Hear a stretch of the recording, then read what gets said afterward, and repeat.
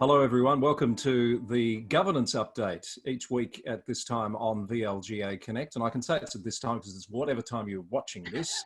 Stephen Cooper joins us to talk about the events of the week from a governance perspective. Hi Stephen. Hi Chris, you've confused me. We meet at different times and I'm not sure what this time is, but anyway, good to see you. I'm putting myself in the place of the viewer who watches it right now, in effect. It's a good place to be. Steve, elections, obviously still the number one topic around town as of today, the 14th of August. They're still going ahead on the 24th of October. The safe campaigning guidelines were updated this week. Have you had a look at those?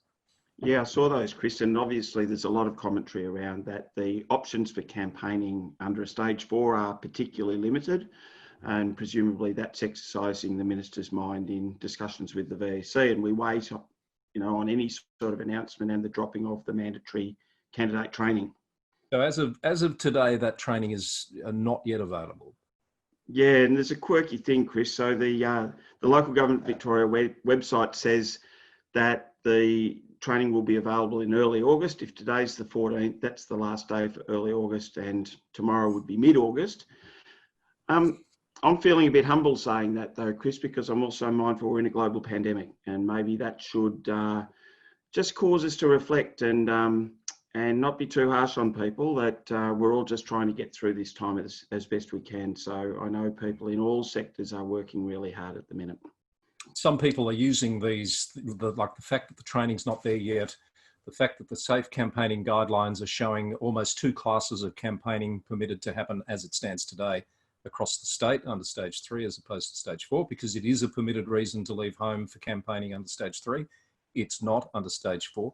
So some, such as some press articles this week, are taking all of that to mean the elections are going to be deferred. But as we've said repeatedly here, we can't assume that at this point. They're still going ahead on the 24th of October. I think it's always good practice for governance practitioners to go with the information that you know for sure. And we're still, at the moment, the situation is the elections are scheduled for the 24th of October, unless and until the Minister determines otherwise. It's probably a good place to be. So also continuing apace in the background, particularly for governance people, Steve, is the implementation of the new Local Government Act, many of those elements. What's caught your eye this week in relation to the work that's happening right now? Bit of talk, Chris, around the need to adopt a community engagement policy in March 2021. And I know there's a number of people just thinking through what does that mean? And let's leave aside the date of the council meeting, but just presume, for example, the council election. Presume that the council election goes ahead on the 24th of October. Candidates are declared elected in early November, and the new councillors commence their induction process. They've got to adopt the community engagement framework by March. So will the new councils have deliberatively engaged on their engagement policy? And that policy will form the linchpin for all of the strategic work after. Yes. Just sounding a tad bureaucratic there, Steve, but I know what you mean, because it's really the council plan is the first key task. Yeah. That because it sets the strategic tone and direction of the entire term to come for 4 years. So those conversations around how we're going to engage the community in developing that have to happen before that policy is required in March. But of course, there's nothing to stop councils, correct me if I'm wrong, adopting that policy much sooner once they're elected. No, they could adopt it at any time. But I think the other thing is, though, the community and the council need some certainty as to what that means. Now, often, a useful place to start would be at least to lay down some principles around what that engagement will look like. And I don't want to preempt the co-design that's going on at the moment, but, already there are some principles that have been pretty clearly articulated, Chris. Yeah. Are we actively engaging? In fact, it's an opportunity to say sortition. Indeed, great word. One of my newest favourite words. I'm just desperately trying to move you away from ducks at the moment, Chris. Indeed. Well, you almost succeeded. It's occurred to me on a few occasions, especially while we're running out candidate information workshops, that deliberative engagement could mean a different thing for different councils, depending on the level of capacity and resources they have. So not every council, for example, is going to want to do a citizens' jury, which has got a lot of time, effort, cost attached. So that co-design work, I think, is going to be really important for informing councils on what is the space that they can play in and meet the intent of the Act to have deliberative engagement. Yeah, and my sense of it, Chris, is really if you just read the Act and you're going for bare compliance, for most councils that will not be too difficult.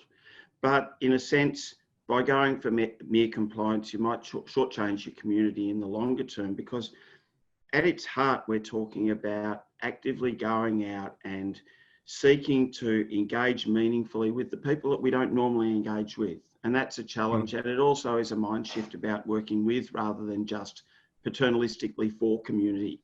So as deeper thinking as possible early, and it will differ from council to council, I think is really important.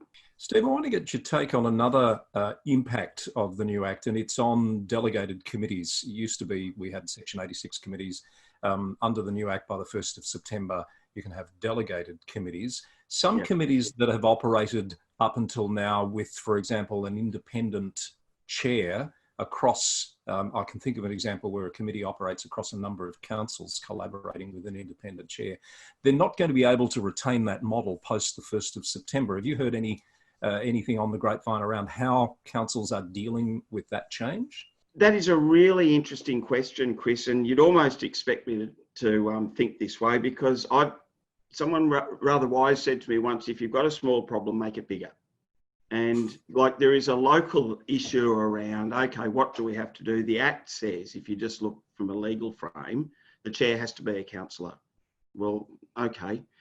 Administratively, that's reasonably simple on whether it's a delegated committee of a number of councils or just within a council, where you just make sure a councillor is the chair. So, but that then raises some issues more broadly about how have those committees been functioning, particularly if it's cross-council, and perhaps part of the culture of those committees is that they've shared the chairmanship or they've had some arrangement about that.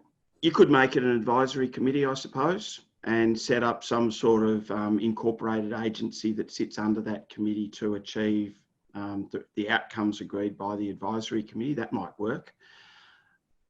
I think you've touched though on an issue that sort of has exercised my mind a bit more though, about what's the role of councillors appointed to committees. Now, if you assume it's a board, like a regional library committee or some sort of delegated committee, I think sometimes we lose sight of the fact that the interest or the role of the councillor sitting on a board is to act in the interests of that organisation as a board member. And, you know, if the Act is about sort of enabling and a principles-based Act and maturity, I think we should be moving quickly beyond any squabbles about who's going to be chair and act in the community interest. That's a really good point. And I can think of a number of examples even outside of council land where you have representatives of other bodies coming together as a collective on a board. And I think from my experience and observation, often forgetting what their duty to that board is. It's not the duty to the organisation they're representing first and foremost. No, and you're right, Chris, that sometimes, and you can be lulled into this because of the culture of that board, into thinking that the role is to like be a customer service advocate for your community, for example, and that's not it. And, you know, I think part of the sort of maturity in dealing with this issue is to be really clear-eyed about what are the functions of a board member. Yeah, someone actually raised it in one of the candidate information sessions as we went through the roles and responsibilities. They said, oh, it's a bit like being on a board.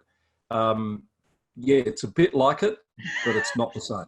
No, it's a bit different. But that is a great question. I don't know about you, Chris, but I've had some terrific questions coming up in the sessions this week. There's some people out there who are interested in standing, who have really thought deeply about the roles and responsibilities and what it means for candidates to really bring their best selves to the role as a councillor.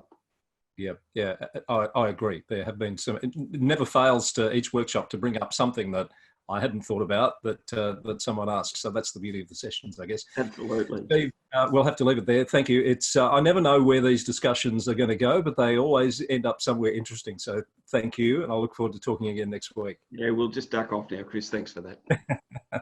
Steve Cooper joining us for our weekly governance update here on VLGA Connect.